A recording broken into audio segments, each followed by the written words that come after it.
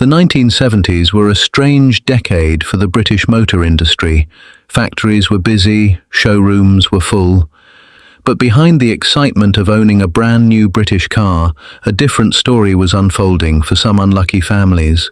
Certain cars looked like a great deal on the day you bought them. Then the bills started arriving. Repairs, replacements, endless trips to the garage. For some owners, what began as pride quickly turned into financial regret. Today we're counting down 10 British cars from the 1970s that drained their owners' wallets, and by the end, you'll understand why the car at number 1 wasn't just disappointing, it was a genuine money pit. Let's begin. 10. Triumph Spitfire. The Spitfire was small, light and affordable, but it never felt cheap. People loved it because it gave ordinary drivers a taste of real sports car handling without a huge price tag.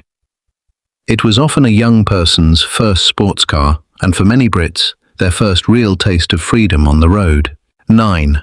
Sunbeam Tiger. The Tiger looked like a gentle British roadster. Under the bonnet, it hid a powerful American V8 engine. Drivers loved the surprise of it. From the outside, it looked polite and restrained. Once you pressed the accelerator, it felt like an entirely different car. That contrast made it unforgettable. 8. MGB. The MGB became one of the best-selling sports cars in the world during this decade. People liked it because it was practical without losing its charm. It was reliable enough for daily driving, yet still had that classic sports car look. Long bonnet, low stance, and a soundtrack that made every drive feel like an occasion. 7. Triumph TR4. The TR4 combined rugged strength with genuine style.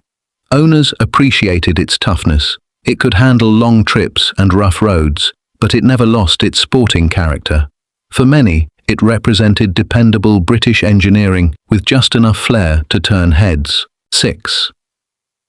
Austin Healey 3000. Big, bold, and unmistakably British.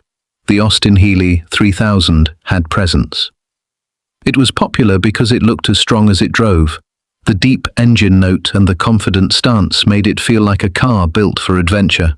It became a favorite for long drives through the countryside, windows down, engine roaring. 5. Jensen Interceptor. The Interceptor arrived near the end of the decade, and it felt like a glimpse of the future. People were drawn to its striking design, a huge curved rear window, Italian styling, and raw power underneath. It wasn't just a sports car, it was a statement.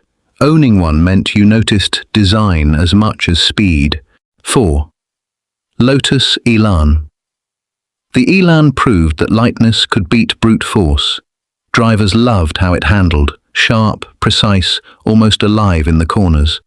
It wasn't the fastest in a straight line, but through winding country roads, few cars could keep up. It taught a generation that a great sports car isn't just about power, it's about balance. 3. A Sea Cobra. The Cobra was raw, loud, and completely fearless. People were fascinated by its reputation as one of the most powerful road cars of its era. It felt less like a car and more like a machine barely tamed for public roads. Just hearing one startup was enough to draw a crowd. 2. Aston Martin DB5. By this point in the decade, the DB5 had already become a symbol of British elegance and confidence.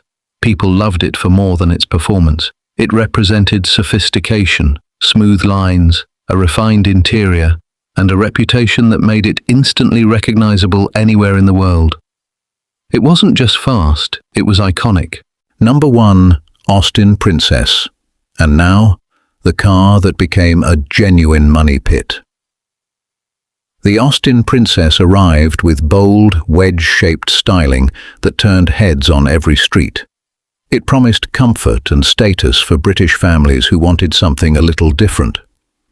But underneath that striking exterior, owners faced a long list of recurring problems: electrical faults, cooling system issues, and parts that seemed to wear out faster than expected. Repair bills piled up quickly, and many owners found themselves spending far more keeping the car running than they ever imagined when they drove it home. For families who bought it with pride, the Princess often became a lesson in how a car's looks can hide the true cost of ownership. Looking back at these 10 cars, there's an important lesson in every story.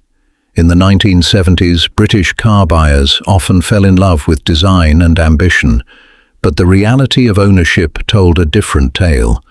These cars remind us that behind every showroom shine, there's a story of what it really cost to keep that car on the road. That's our countdown of 10 British cars that bankrupted their owners in the 1970s. Did your family ever own one of these? Let us know in the comments. And if you enjoyed this look back at Britain's motoring past, stay with us. There are many more stories still to come.